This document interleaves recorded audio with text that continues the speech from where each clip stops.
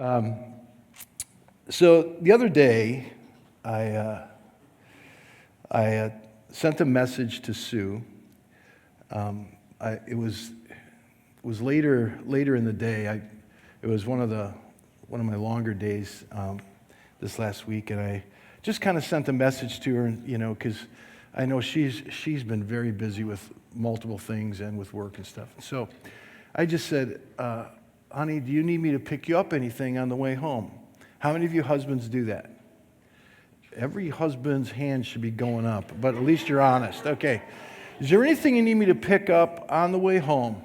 Whether it's run to the grocery store. And I want you to know that is a hard thing to say right now in Sparta because I got the whole town tore up. I got to go a creative way home. I mean, they even had part of downtown closed the other day. And it's not a complaint. They're making things better, right? Hallelujah. Hope so. Okay. So anyhow, and, or do you want me to pick you up some supper? Something to eat? And she messages back and she says, nope, everything's good. And I'm making soup for supper. And I replied back and I said, that sounds great. Oh, love it. And she messages back and says, don't get too excited. I didn't use a recipe. I just kind of made this up. And I replied, and I said, oh, now I'm really excited. I like when you make things up because they always taste so good. I wasn't lying. And got home and had this soup that had no recipe for it. And I'm telling you, it was fantastic. And I know that she used some of the fresh vegetables from the garden because the garden's kind of winding down, and she's had a strainer full of mixed vegetables from the garden, and I know she used some of those and everything. I'm telling you, it's so good. And I'm going to have leftovers, okay? This is so vastly different than when we got married.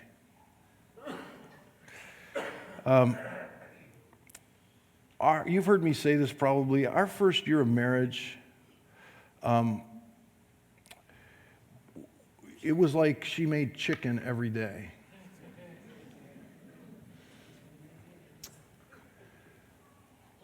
Now I want you to know I'm a new husband at that point. I'm young, Christian man. I'm a youth pastor. I'm in full-time ministry. Got to obey the convictions of the Spirit in my life. But I lied all the time. I was a young, scared husband. I'm telling you, it is a terrible thing to be hungry and go home to a meal that is undesirable and pretend like you're hungry. Sue's not here this morning, but it's okay. You don't have to run and tell her. She knows this stuff. I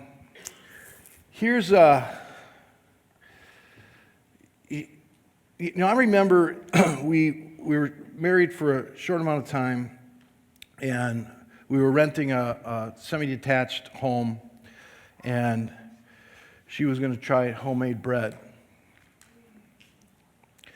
It sounded good in my mind. That bread turned out, it was about 2 inches thick, and it weighed about 50 pounds. You're laughing because some of you have made that same bread. It didn't look like the picture, okay, in the book. And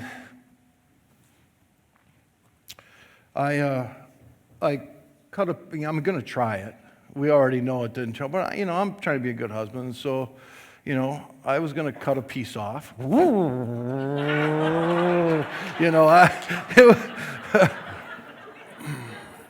She knew it wasn't any good. She felt a little bad, but we laughed about it, and I carried it over, to the, and let it go into the garbage can. It sounded like a big old steel wrecking ball falling into that can. And so, she grew up, her mom cooked, did some things. It's not like that Sue didn't pay any attention, but she didn't spend her time in the kitchen. And, her mother just kind of took care of things. And so, here you are and you're newly married. And, I came from a home where everything tasted pretty good. My mom, she was a good cook. There was a few recipes she tried that didn't, turn out, but it was something new, and it wasn't her fault. It was just a bad recipe, Whatever she did with those wiener things in the casserole dish that one time, you always tell the kid, you eat that, where, your dad works hard, blah, blah, blah, blah. And then she tasted it. Yeah, we're not eating that. That happens to everybody, once in a while, even those who are so proficient in the kitchen. And, so here's Sue. And now let me give you another example of Sue. This November will be, end of November will be 35 years for us. So let me tell you what 35 years does. So last week, I think it was last week, this last week, as you know, my dad, he's been in the hospital, and so my mom, she's running back and forth and that, and I just kind of spare the moment in that afternoon. Now, Sue's at work. Remember, this is her mother-in-law, and I texted Sue and figuring she'll get it at some point.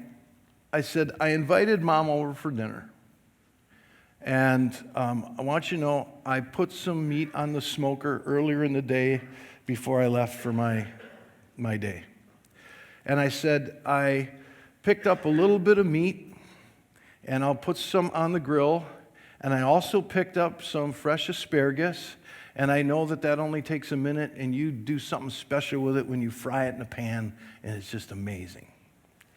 I said, that's all you have to do, because I know you just come home from work. A little while later, I get a text from Sue, and she says, okay, I'll just have to, pick up the house quick. I can make the asparagus. I've also got, this I'll put on. And I was like, hey, listen, this is not supposed to be a lot of work for you.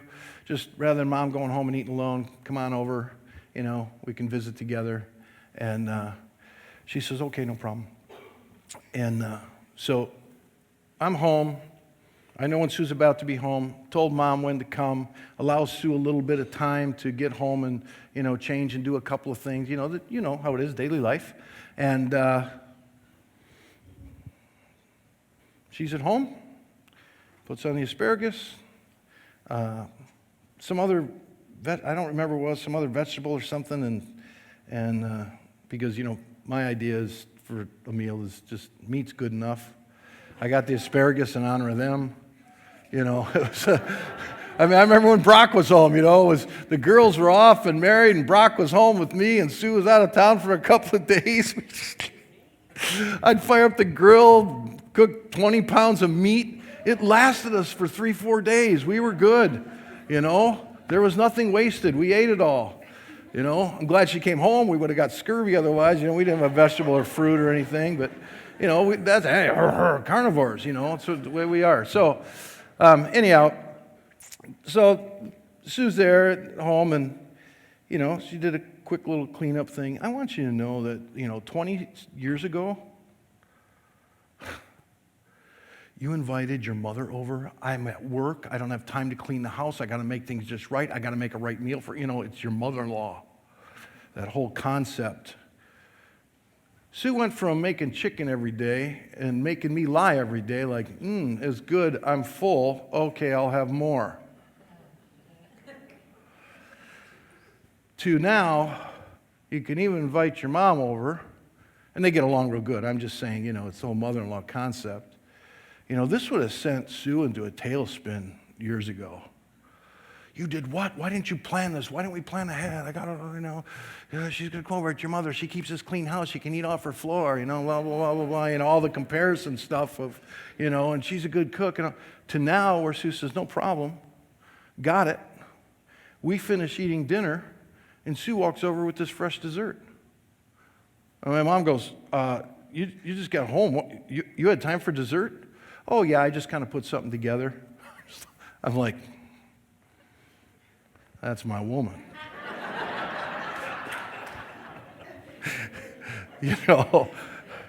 This was the girl that I lied to for the first couple years of marriage that her food was good.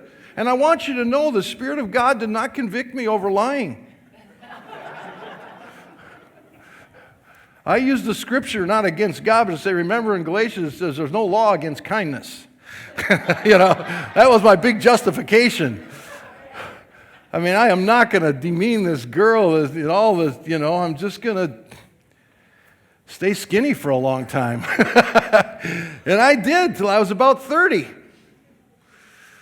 Things started kicking in. We had kids. She was home. She was cooking. She just carried so much demand at home. What a woman. And so through time and experience, through successes and burnt offerings, failures, she took notes. I mean, she had some recipes and stuff that were given to her when we were first married, but I don't know. Maybe she had trouble reading. And things didn't look like the picture back then. I'm not ripping on my wife. Let me finish the story. Don't march out yet. But she went from that to now where people call her and say, will you bake this for us? We'll pay you. I want to put an order in. What has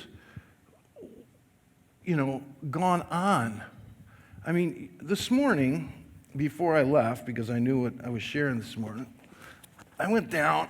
Now, this isn't even a remnant of cookbooks in our house, but I went down. See, there's some upstairs in the kitchen, and then there's like a bookcase downstairs that's got rows of, and then there's some in other places.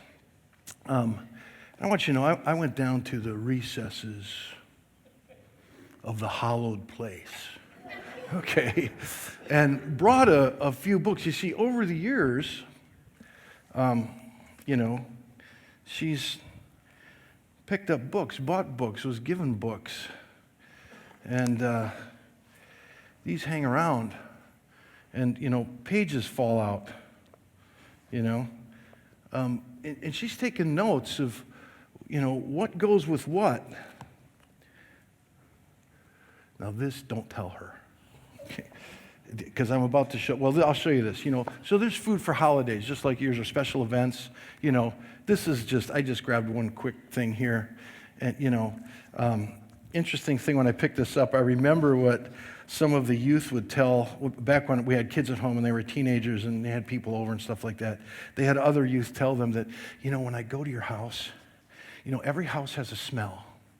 And your house smells like homemade baked cookies. Well, back when Sue did the youth here many years ago, I don't know if you know that, she did the youth ministry here. It was just a marvelous time. They used to run like 80 kids down there, 60, 80 kids. It was just a different time, different kids were in youth, stuff like that. But I know one of the keys to youth ministry growth down there when you have a mama do it, she bring cookies every week.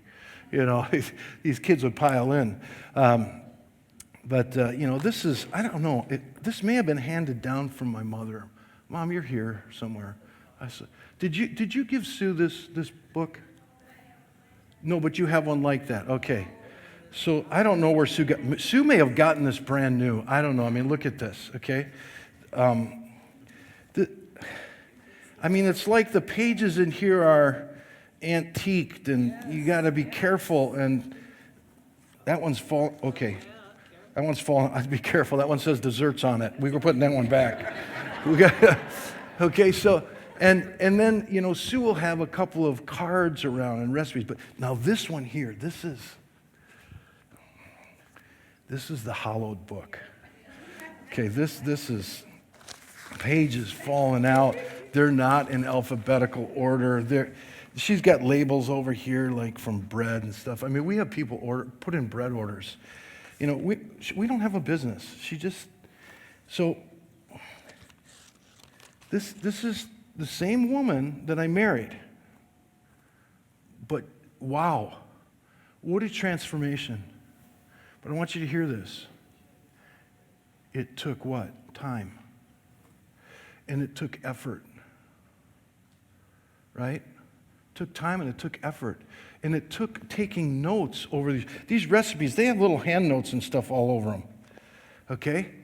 And I want you to know that I've helped with some of these. I have. Because I have to help with the math part. How many teaspoons are in an ounce and how many ounces are in a cup and how many, so I contribute. Then I went this morning. This I have to put back before she gets home. Well, see this box here? This was like runner-up to the Ark of the Covenant. Okay, these recipes here, I should really make you wear sunglasses when you look in here because these, look, these are tattered, torn. Within here is a recipe that Sicilian people kill for, okay? They take each other's life for back in Sicily. So, it's just, there's a recipe, this was effort, this was time, but there's a recipe. Now she gets to the point, not where she's just memorized certain recipes. She still needs to reference them all. Oh my goodness, there's thousands and thousands of recipes, okay? But where she can say, well, I just made this soup up. I can, because she's learned what belongs there. How much of it belongs there? And what does it belong with? And how much of that should be with this? And when do you add it? And what's the temperature? And how long do you do this? She has to do all of this. What transformed? This is part of the process of her transformation. A recipe to, over Sue's journey of life to be able to do in the kitchen what I couldn't even barely hope for anymore in the beginning.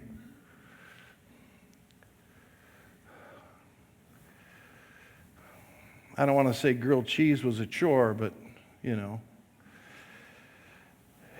Now, she can just make it up as she goes along without a recipe at times because she just knows.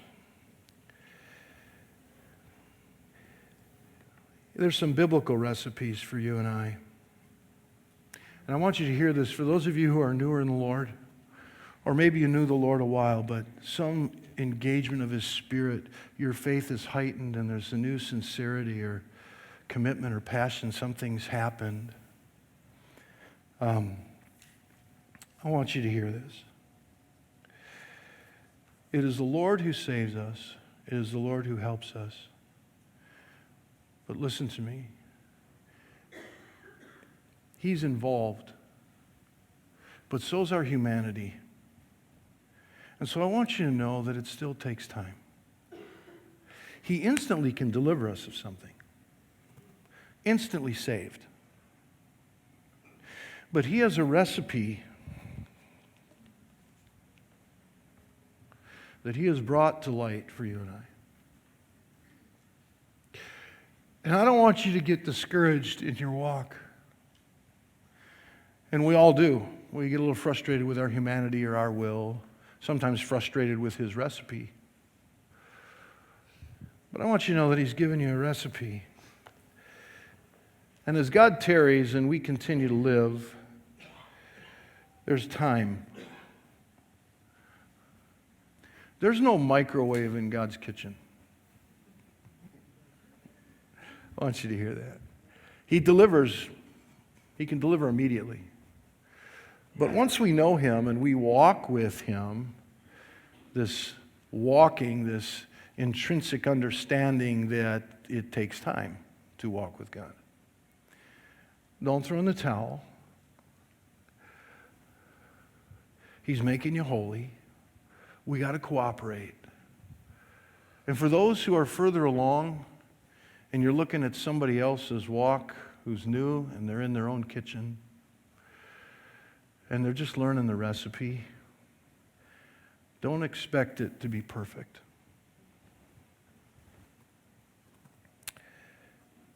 I was the recipient, Sue and I were the recipient, just over a week ago, or it was last week, of a little gift box from a young teenager in our church. She's taking an online course in her education, and one of them is some type of home ec or baking. And she told her mom, I think tomorrow we should spend the day baking, and she put together these little gift boxes and wrapped with a bow and a little note, and so pretty. And inside were baked goods.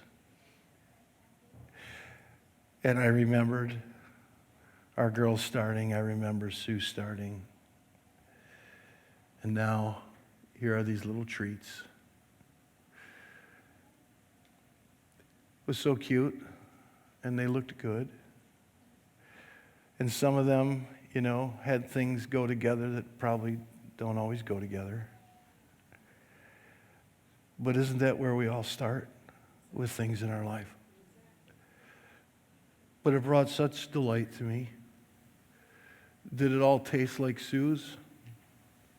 Not the new Sue, not the recent Sue. But you know what? It was good and it was delightful. And I was so glad to be included on that list. And I thought, here's a Sue in the making. Here's a Sue in the making. And frankly, I wish Sue would have started at her age. I wouldn't have had to lie so much in the early days. So many of you have been following a recipe for a long time in your life. And there's some things you just do you don't even have to think about. Because a new pattern is developed. You can not make up the recipe, but you know the recipe. You know when patience is supposed to be the ingredient on this particular occasion. You know when compassion is required in the soup of the day in your life because of what's going on or who it's going to be served to. You and I, we've been given a recipe. 2 Peter chapter 1, verse 6, it says, to your faith, add. Those of you who work with recipes, that's an important word. Add this, add that. I'll just give you a tip. If you're baking a cake, don't add tarragon. Or cardamom or whatever it's called. There's these names in the spice cupboard that,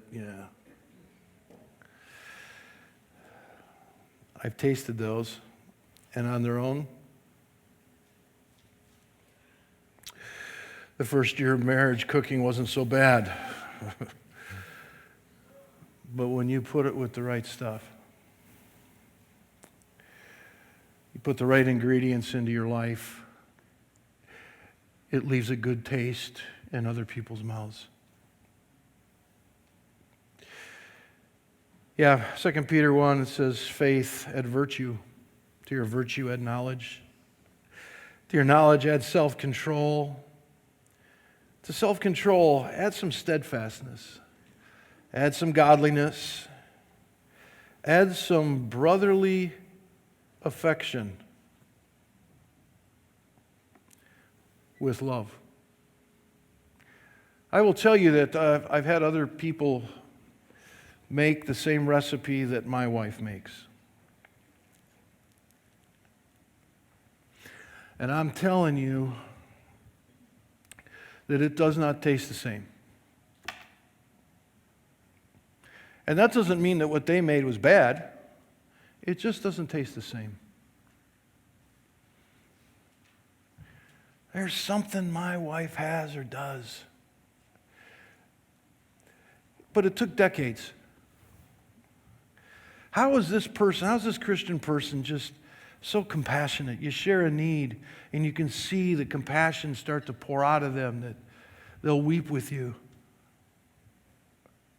They don't go over the top and they're dramatic, but you feel the authenticity of their compassion. You pick any attribute of God that you want, and you see it in their life.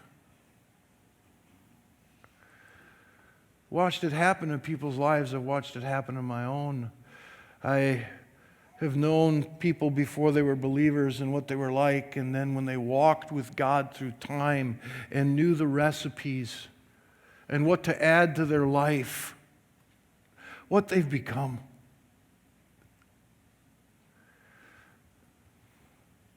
How mean, hard, cold people, critical people, through a new recipe, out with the old, in with the new, and they're being fashioned for a special occasion. The occasions in their life where they run into a stranger or someone they've grown to know that they need some hope or they need some healing or they need some wisdom. And this person, through their transformation God has prepared them, is a marvelous meal for somebody else. To give them a taste of what God is like. You see, before God, and when we came to God, some of the first recipes were what to take out. What not to put in the pot. Don't put this in the casserole of your life. Ephesians 4 talks about it. Rid yourself of bitterness, rage, anger, brawling, slander, every form of malice, and the list could go on and on. There's certain things you just don't put in certain recipes. And when we're a believer and Christ is in our life, there are certain things that don't belong in the pot. And we got to go through this transformation and weed some things out. You ever put a little too much of something in something? It ruined it. It ruined it. But when it's all working, we got the right things in and the right amounts, and they're coming into our life, I will tell you, when I know Sue has been cooking, I look forward to walking in that front door. Because it smells good. I'll tell you this. I can pull into the driveway, finish up a phone call, hang up, get out of my truck, and there's certain meals that I'll be in the driveway. In my mouth, this is the truth, I will smell that savory fragrance of the spices she's using. Now, this generally doesn't happen when we have roast beef and mashed potatoes.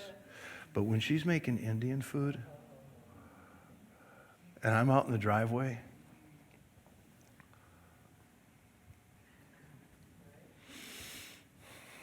I know what's on the stove. And it doesn't matter if I had a late lunch. I don't have to act hungry. I don't have to pretend being hungry anymore, and I don't have to lie anymore. I have become holy.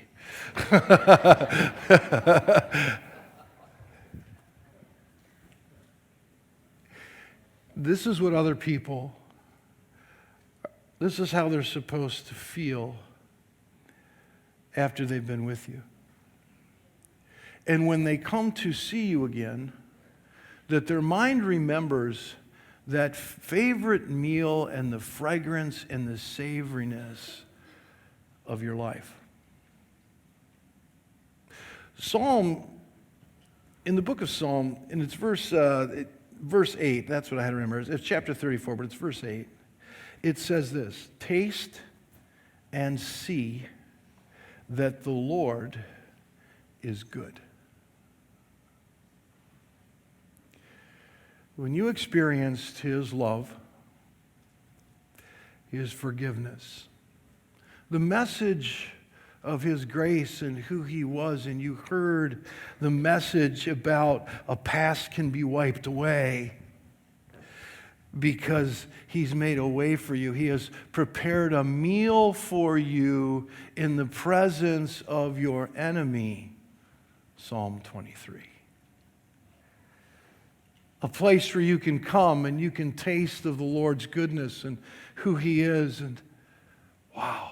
You know what it's like? You've been to a restaurant and you said, I'll come back here. Oh, I'll order that again. You've also been to the places that says, that you say, I won't be coming back here anytime soon. Somebody says, hey, we're looking for a new place to eat. You will not recommend that place. You'll recommend another place because of how it smells, how it looks, most importantly, how it tastes.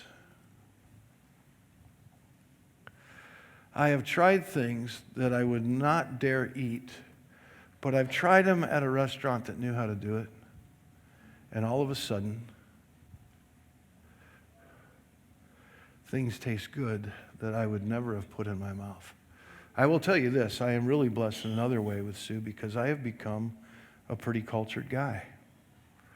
I mean, I grew up in Wisconsin, meat and potatoes, meatloaf. And every other Friday night, pizza from Luigi's. That was about the extent of my culture. We've lived in some marvelous cities that had a lot of culture and, you know, had Greek towns, had Chinatowns, had great Indian restaurants. The list goes on. You know the places that leave a good taste in your mouth. Have you ever been with a person that when you leave, you just said, you know, I just got a whole bad taste about that whole experience with that person? Here's the question.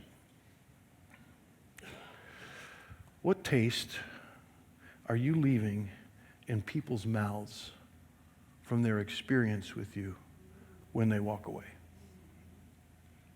Because there is a recipe book for you and I so that they can taste and see that the Lord is good. You're going to have to rid yourself. I've rid myself of some things. I'm going to have to add a lot of things. But I want you to remember this. It takes time. It takes time. He is our master. But for us to die to ourselves and for the Spirit to master us, that we taste like God, it takes time. Don't throw in the towel. Don't condemn yourself. Just spend more time in the kitchen. Would you stand with me, please?